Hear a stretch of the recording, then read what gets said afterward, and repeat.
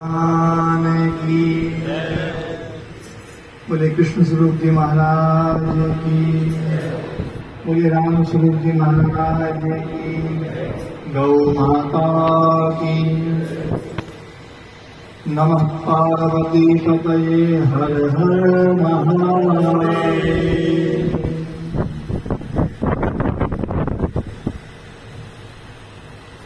देखो आज गुरु पूर्णिमा है और वैसे तो हर क्षण गुरु का है। हमारा जो गुरु के साथ में संबंध होता है ना, वो प्रतिपल का होता है।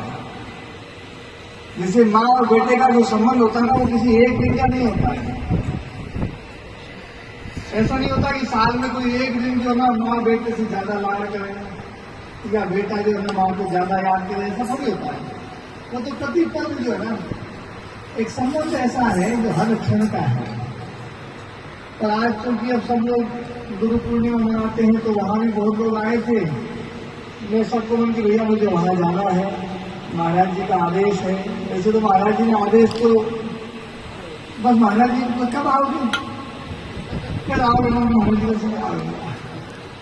और जो साथ में ना उनसे पूछना, राम कुमार राजकुमार जी जो है वो चल दिया था, रास्ते उतार करके फिर ले आए।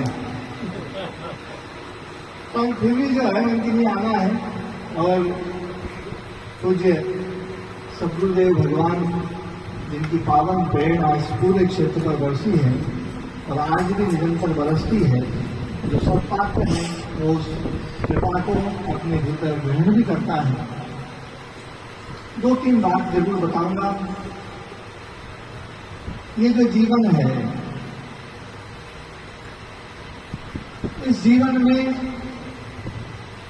सबसे बड़ी कृपा गुरु की मानी जाती है। और गुरु की कृपा सबसे बड़ी क्यों है? क्योंकि ये कहा जाता है कि सबसे ज्यादा दुखदायी यदि जीवन में कोई चीज है तो वो है अहंकार। सबसे ज्यादा दुखदायी यदि कोई चीज है तो वो क्या है? अहंकार। अहंकार से बड़ा दुखदायी और कोई सबसे खतरनाक, इतना खतरनाक राक्षस है, अच्छी अच्छी चीज को हजम कर जाता है। यहां तक कि ज्ञान को भी हजम कर जाता है। ज्ञान का भी आदमी को अहंकार होता है कि नहीं होता? बोलो, मेरे को बहुत बड़ा ज्ञान है। कई बार आदमी जो है इस अहंकार को दबाने के लिए विनम्रता का चोला ओढ़ता है। पर मजे की बात है कि अहंकार उस विनम्रता के चोले को भी खा जाता है और आदमी भी बोलता है मेरे से ज्यादा विनम्र तो कोई है ही नहीं। बताओ, अहंकार आ गया नहीं? अहंकार विनम्रता को भी खा जाता है, अहंकार ज्ञान को भी खा जाता है। इसके सामने कोई भी टिकता है। केवल एक गुरु तत्व ऐसा है जिस गुरु तत्व के सामने आकर के अहंकार बिल्कुल पौधा में गिर जाता है और वो मर जाता है। जिसने अहंकार को मिटा दिया वो ही इस जीवन रूपी भवसागर से पार जाता है। तो गुरु भवसागर पार कराने वाले होते हैं, क्योंकि गुरु ही हमारे अहंकार को नष्ट करते हैं। और दुनिया में लड़ाई अहंकार की, बस और किसी चीज की लड़ाई नहीं। आप घर में किसी को भी देख लो, लड़ाई केवल और केवल अहंकार की। और जरा सा तुम थोड़ा सा नरम हो जाओ और दूसरे का अहंकार जो है, दूसरे के अहंकार को थोड़ा सा आप वो दे दो, लड़ाई बंद। बोलो भैया तू बड़ी ठीक है, लड़ाई बंद। ये अहंकार इतना गजब का है। एक कहानी सुनाता हूँ, बड़ी मजे की कहानी, थोड़ी पहले मैंने किसी को सुनाई कि देखकर याद आ गया। हाँ, एक बार बैठ जाओ, बड़ी बात को दिलाती हूँ मैं, बैठ। कोई व्यक्ति ने जो ना बहुत सारे कुत्ते पाल लिए। मेरे से किसी ने पूछा था, बोले जी ना, बोले आजकल लोग कुत्ते क्यों पाल रहे हैं, गाय क्यों नहीं पाल रहे हैं? उनकी इसका तो बहुत बड़ा कारण है। कुत्ते पालने का एक बहुत बड़ा कारण है और वो कारण तब समझ में आएगा जब एक कहानी सुनोगे। तब मैंने एक कहानी सुनाई। एक आदमी ने कुत्ते पाल लिए तो कोई समझदार आदमी गया, महाराज जी जैसे आदमी पहुंच गए। बोले भाई इतना कुत्ते पाल रखे हो क्यों? बोले महाराज जी आज का तो जमाना ऐसा है कि कुत्ते अच्छे हैं। जमाना इतना खराब हो गया, आदमी तो इतना खराब कि आदमी के साथ में रहना ही दुष्कर होता है। इससे अच्छा तो कुत्ते के साथ है, इसलिए मैंने सब कुत्ते पाल दिए। अब महाराज जी कुछ पूछते, उससे पहले कुत्ते हंस दिए। कुत्ते हंसे तो जो महाराज जी जैसे व्यक्ति कहते आश्चर्य हुआ, कुत्ते हंसे, जबकि हंसना तो दुनिया में केवल इंसान को आता है और किसी जीव को हंसना ही नहीं आता, ये कुत्ते कैसे हंसे? तो महाराज जी आश्चर्यचकित थे, बोले ये कुत्ते हंसने लगे, ये कैसे हंसे? तो एक कुत्ता बोला, बोले महाराज जी हम हंसते ही नहीं है, हम बोलते भी हैं। और आपके प्रश्न का उत्तर ये नहीं देंगे, हम दे सकते हैं, और थोड़ा सा अकेले में चलना पड़ेगा। तो कुत्ते महाराज जी को उधर लेके गए और कुत्तों ने कहा, बोले महाराज जी हम जो बताएंगे ये बात इनको मत बताना, ये आदमी हमें बहुत बुरा समझता है और हमने इस आदमी की कमजोरी समझ ली है, इसको केवल पूंछ हिलाने वाले चाहिए, हम पूंछ हिलाने में एक्सपर्ट हैं।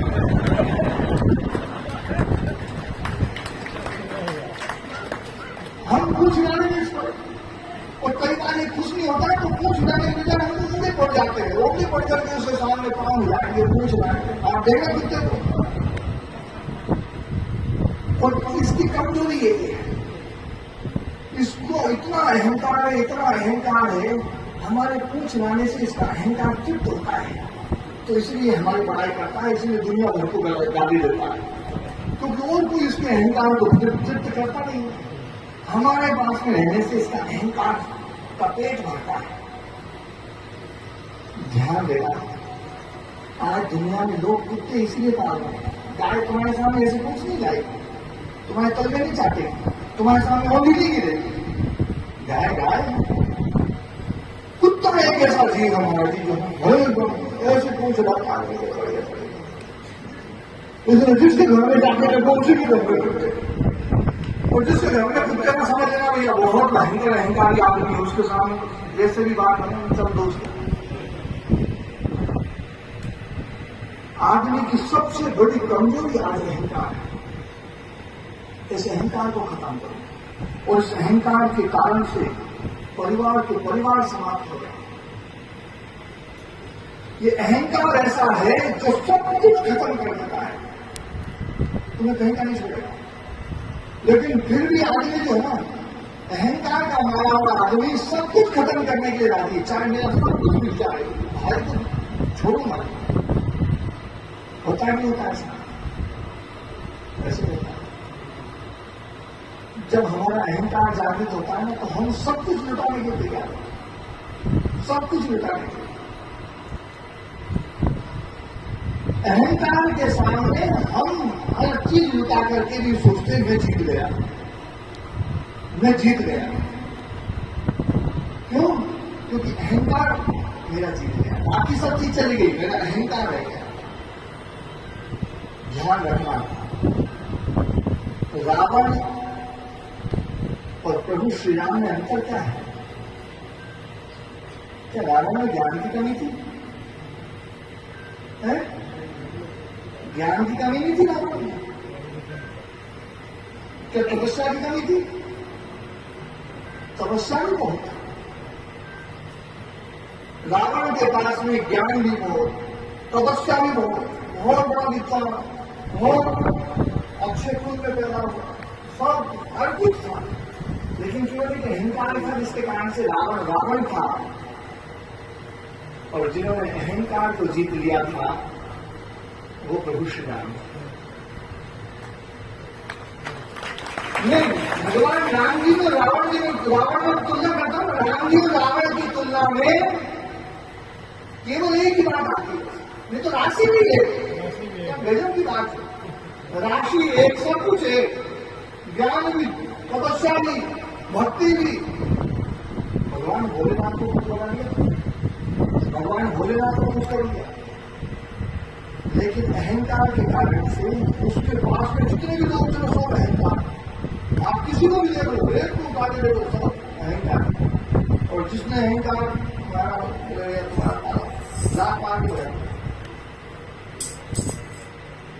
और राम जी के पास में तो एक से एक थे, सब अहंकार को खत्म करके। और जो उनके सबसे बड़े भक्त हनुमान जी महाराज, भक्त शिरोमणि, उनका तो नाम ही है हनुमान। मान बोलते हैं अहंकार को। जिसने मान का हनन कर दिया वो है हनुमान। आप लोग बहुत सारे हैं जो हनुमान जी की भक्ति करते हैं। तो हनुमान जी की भक्ति करो ना तो मान का हनन करके करो, अहंकार को मान करके करो। गुरु की भक्ति करो तो अहंकार को खत्म करके करो। यदि तुमने अपने भीतर मैं को रखा तो ध्यान रखना, मैं में वो नहीं उतरेगा। जिसका मैं खत्म हो गया उसके भीतर गुरु उतर जाएंगे। मैं खत्म हो जाए फिर वो ही वो रह जाए। मैं न रहूं बस तू ही तू हो जाए। हमारे जो है महर्षि जी बैठे हुए नंदराम जी बहुत देर भजन गाते हैं, सुने ना भजन। वह मैं ना रहूं बस तू ही तू हो जाए, ऐसा जीवन हो।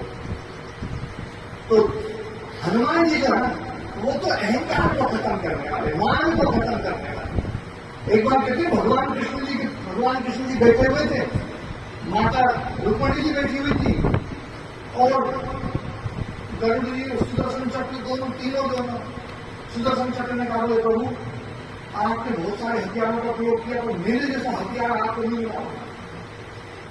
आपने धनुष बाण भी चलाए हैं। त्रेता युग में भगवान राम का जब आपने जो है उस अवतार लिया था तो आपने जो है धनुष बाण को धारण किया, कभी गदा को धारण किया, कभी जो है हाथे को धारण किया, कभी और कितना जो है तलवार भी चलाई। जिसके ऊपर चलाया है उसने काम करके आया। मैंने सोचा ना सुदर्शन चक्र उसका बड़ा अहंकार हो गया। और भगवान कृष्ण उसको रोकने की कोशिश कर रहे थे, मेरे सामने आज तक कुछ टिका नहीं। आपने पहाड़ों के ऊपर चलाया तो पहाड़ को बिल्कुल रेत बना करके छोड़ा, बड़े से बड़े देवतियों को बिल्कुल मार करके छोड़ा, सारे अस्त्र शस्त्रों को काट खींच करके मैंने फेंक दिया। इतना तेज है मेरा। और वो बढ़ाई कर जितने मुझे से गरुड़ जी बोले प्रभु मेरा भी तेज कोई कम नहीं है। आप बहुत सारी चीजों में बैठे, कभी हाथी में बैठे, कभी घोड़े में बैठे, कभी रथ में बैठे, और मेरी जैसी गति किसी की नहीं। वो अपनी बड़ाई करूंगा। जितने माता रुक्मणी कहने लगी बोले प्रभु आप बहुत सारी और मिले होंगे लेकिन मेरी जैसी जो है सुंदरी भी आपको नहीं मिली। भगवान ने कहा बोले काम करोगे गरुड़ को काबू तुम जो है काम करो, मेरे दरवाजे में बैठो, मुझे कोई विशेष काम करना है और बहुत विशेष काम करना है, किसी को अंदर में घुसने देना, चाहे कोई आ जाए। गरुड़ ने कहा प्रभु काम नहीं ताकत जानते हैं, आज तो चाहे काम नहीं आ जाए ना तो काम को भी पकड़ के खा जाऊंगा। यमराज भी आ जाए तो उसको दबोच करके रखूंगा, कोई नहीं आ सकता। जब तक आप आज्ञा नहीं होगे तब तक जो है कोई भीतर नहीं आ सकता। ऐसा ये आज्ञा दे दी किसको? गरुड़ को नहीं, सुदर्शन चक्र को। सुदर्शन चक्र को आज्ञा दे दी कि भैया किसी को भीतर मत आने।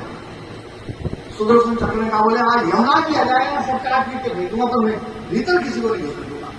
सुदर्शन चक्र जो है दरवाजे में बैठ गया, बोले किसी को भीतर नहीं घुसने देना। और वो तो बिल्कुल एकदम चालू हालत, बिल्कुल एकदम जादू। जब सुदर्शन चक्र को ड्यूटी पे लगा दिया तो प्रभु ने जो है गरुड़ को कहा बोले मुझे आज एक बहुत विशेष काम है, तुम एक काम करो, हनुमान जी को लेकर हनुमान जी से विशेष काम और अभी तुरंत जल्दी से जल्दी लाना। फलाने पर्वत पर है, बता दीजिए बहुत दूर कर, इतनी दूर पर्वत, कहां द्वारका में बैठे हुए थे, कहां जो ना महाराष्ट्र से उधर जाकर के इतनी दूर। तो गरुड़ ने कहा प्रभु आप मेरी गति जानते हैं, मैं तो मन से भी तेज चलने जा रहा हूं, अभी गया अभी आया। हनुमान जी को लेकर के आगे में गया, तुरंत आदमी आज्ञा दे दी, मैं भी चला आज देखो सही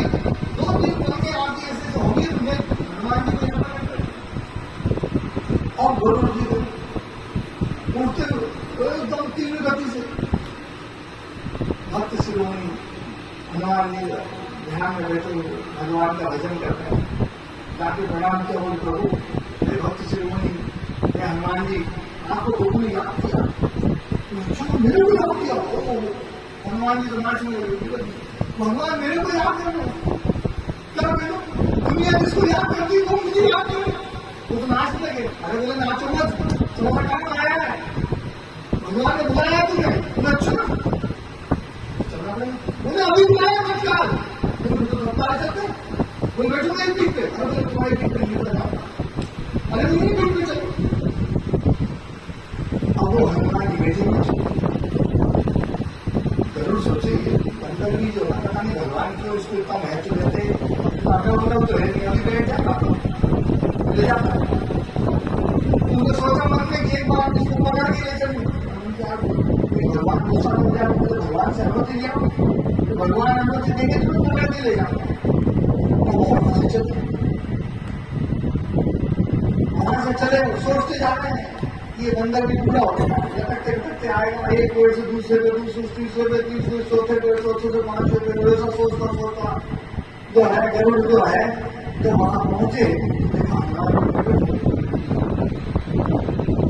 हनुमान जी जैसे ही गरुड़ ने हनुमान जी को देखा, बोले हनुमान जी आओ, बोले हाँ बुलाया था इसलिए आना पड़ा, बोले जल्दी बुलाया था इसलिए तुम्हारे पे बैठ के नहीं आया, मुझे पता नहीं तुम मूर्ति भी अलग है।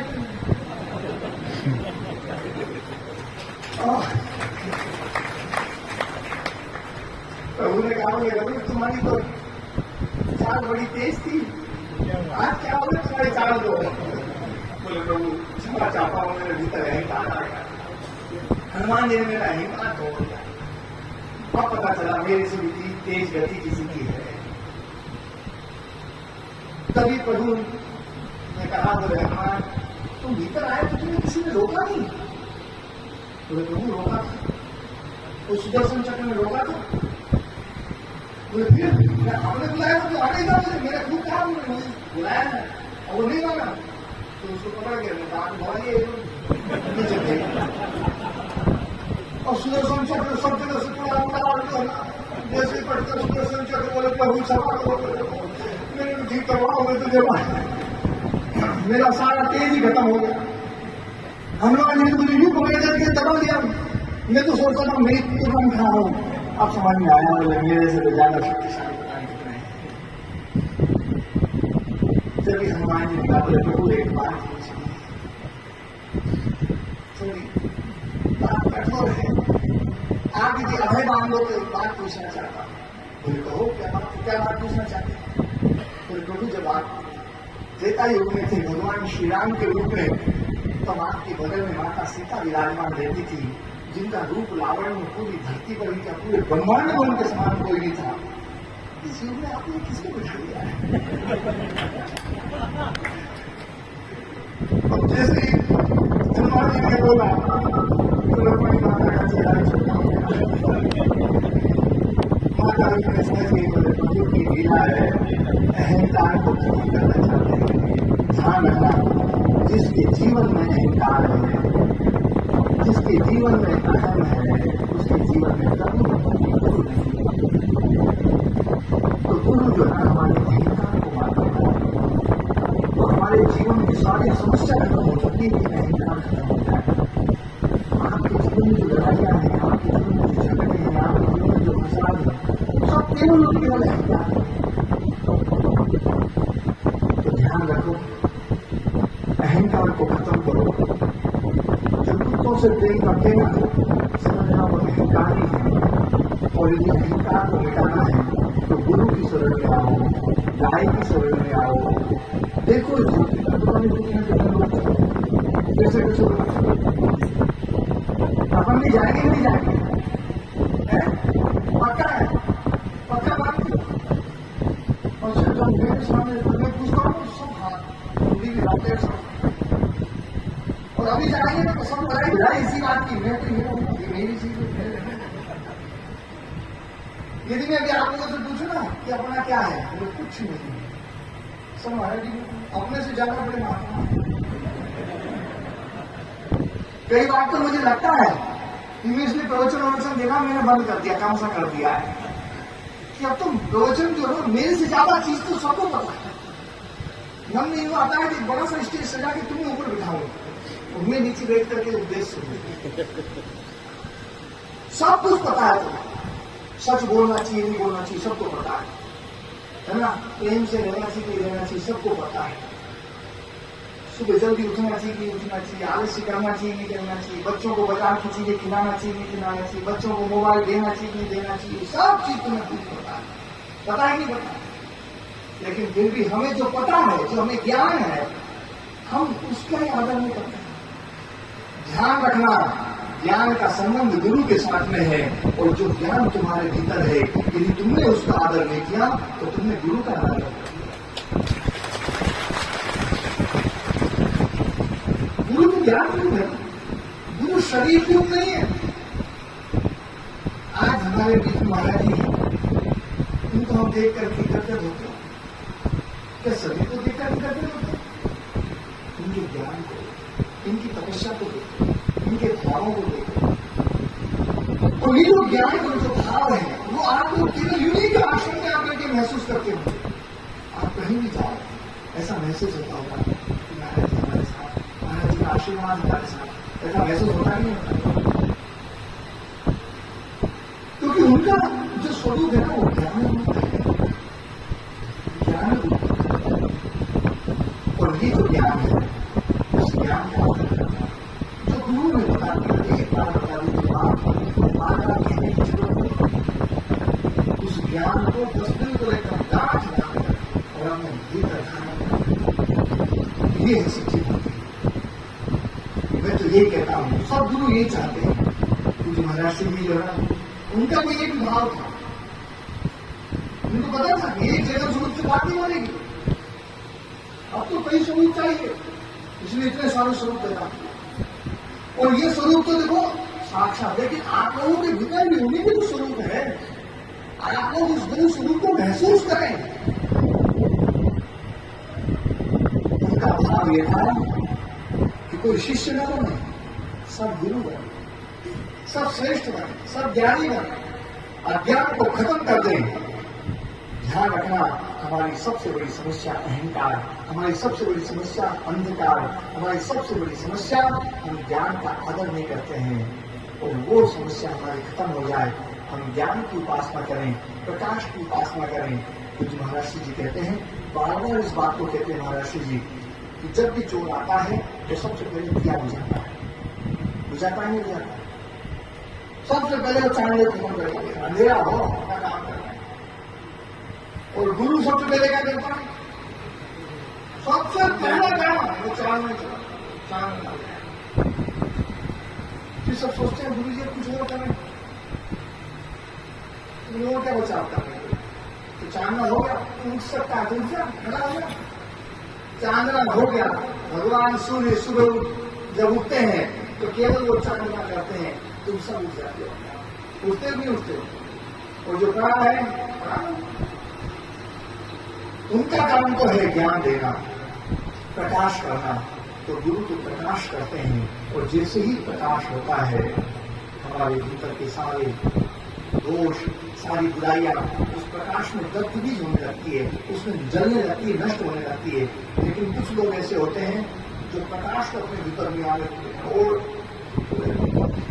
मुखों का ऐसा लगाते हैं बिल्कुल एकदम गुरु जी की कोई ज्ञान की बात भीतर में आ जाए, गुरु जी की बात को माननी ना पड़ जाए, और माननी पड़े तो वह आश्रम में आश्रम यहां बैठते कभी तो एकदम ढोल लेते हैं गुरु जी की कोई बात, और जब उठते हैं बढ़िया पूरी सब्जी खाई अपने बढ़िया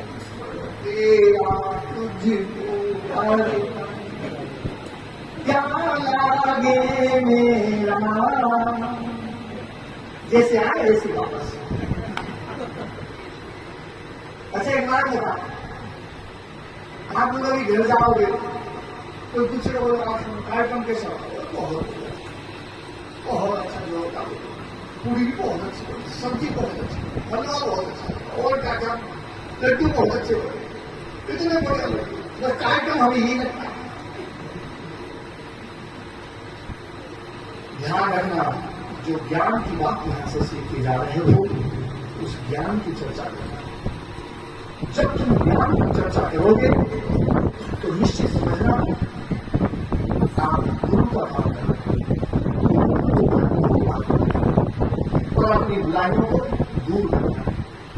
और जिस बुराई को तुम दूर करना चाहते हो, एक फार्मूला बताकर देखिए, हमारे गुरु जी कहते थे जिस बुराई को तुम्हें दूर करना है, बुराई दूर नहीं हो रही, एक फार्मूला बता दो, करोगे तो बताना, सरल सा है, पक्का। ये फार्मूला कहीं भी लगा, बीड़ी पीने वाला, गुटखा खाने वाला, हुक्का पीने वाला, बुराई करने वाला, देर से उठने वाला, चाय पीने वाला, सब जो ये सारे जो है इस फार्मूले का उपयोग सब कर सकते हैं। हमारे गुरु जी कहते थे कि जिस बुराई को तुम दूर करना चाहते हो उस बुराई की बुराई करना शुरू कर दो, उस बुराई की बुराई करना शुरू कर दो। जैसे कोई बीड़ी पीता है तो वो बीड़ी की बुराई शुरू कर दो, बीड़ी बहुत खराब, बीड़ी बहुत खराब। 10 आदमी को कहेगा, 20 आदमी को कहेगा, उन 10 आदमियों को बीच में बैठ करके वो बीड़ी पी नहीं सकता है, पी सकता है, नहीं पी सकता ना। बुराई की बुराई करना शुरू कर दो, धीरे धीरे बुराई तुम्हें छोड़ के चली जाएगी। हम जिसकी बुराई करते हैं ना वो हमारे पास नहीं करता है, हमारे पास आता ही नहीं, किसी की बुराई करता है। वो आपके पास में आता होगा, बैठता होगा, बैठना बंद कर देगा। आप किसी की बुराई शुरू कर दो, वो आपके घर में आना बंद कर दो। तो आप किसी बुराई को अपने घर से हटाना चाहते हैं तो उसकी बुराई शुरू करो, जहां बैठो वहीं उसकी बुराई शुरू करो। तो ये की बात बहुत ही खराब, बहुत खराब, चाय बहुत ही खतरनाक है, इससे जो है लीवर खराब होता है, किडनी खराब होती है, गुटखा बहुत खराब होता है। कई वैसे तो धीरे धीरे जो है महाराज जी का जो है आशीर्वाद सबको मिला है और हमने जो है सबने जो है उसको आत्मसात किया है। इस क्षेत्र में मैं तो ये कहता हूँ, इस धरती में यदि कहीं स्वर्ग देखना है, ब्रह्मांड में कहीं स्वर्ग देखना है तो माधुरी आश्रम में आकर देखो। माधुरी आश्रम वास्तव में स्वर्ग का टुकड़ा है और इस आश्रम में ये स्वर्ग का जो भाव है, आप सब लोगों ने उस भाव को और ज्यादा जागृत किया है। और ध्यान देना, अभी काम पूरा नहीं हुआ है। महाराज जी का एक भाव है, धीरे धीरे आश्रम को सबसे बढ़ाया, अभी इसको वहां भी थ्योरी बना, गाय की थ्योरी बना करके वहां के काम शुरू करे। कितनी मैं गया था देखने, सैकड़ों जो ना वो कितने जीव जंतु, छोटे बड़े, रात में आने वाले, दिन में आने वाले, सब पानी पी रहे हैं, सबको पानी पिला रहे हैं। अभी चारा तो खूब बढ़िया, भगवान ने बारिश भी अच्छी कर दी, चारा तो खूब बढ़िया है और पानी जो है ना महाराज जी ने व्यवस्था कर दी तो बढ़िया जो उधर भी। तो एक ही भाव है कि जो स्वर्ग का भाव है, सुख का भाव है, कल्याण का जो भाव है, वो भाव समाज में दिन दूनी रात चौगुनी उन्नति से फैलता रहे और उसमें अकेले महाराज जी काम नहीं करेंगे, उसमें आप सबको भी काम करना पड़ेगा, सबको मेहनत करनी पड़ेगी, सबको गुरु बनना, आप सब गुरु बने। बस यही भाव मैं तो देखो इतनी दूर आया हूँ केवल महाराज जी के साथ में मेरा बहुत विशेष रूप से एक आत्मीय भाव है। महाराज जी का मेरे को बहुत आशीर्वाद है। कुछ महाराज जी को, गुरु महाराज जी को मैं अच्छा रूप से गुरु महाराज जी को नहीं देखा, शरीर को नहीं देखा, लेकिन उनके ज्ञान को मैं प्रतिपल अनुभव करता हूँ। मैं जैसे इस क्षेत्र में जाता हूँ जो उनका ज्ञान होगा वो दिखता है सब भक्तों में। और मैं तो जहाँ भी जाता हूँ, जब भी भोजन करता हूँ, छोटे से छोटा तिनका भी मैं खाता हूँ तो बिना गुरु जी को याद करता हूँ। जब मैं खाता हूँ तो फिर वो भोजन प्रसाद बन जाता है।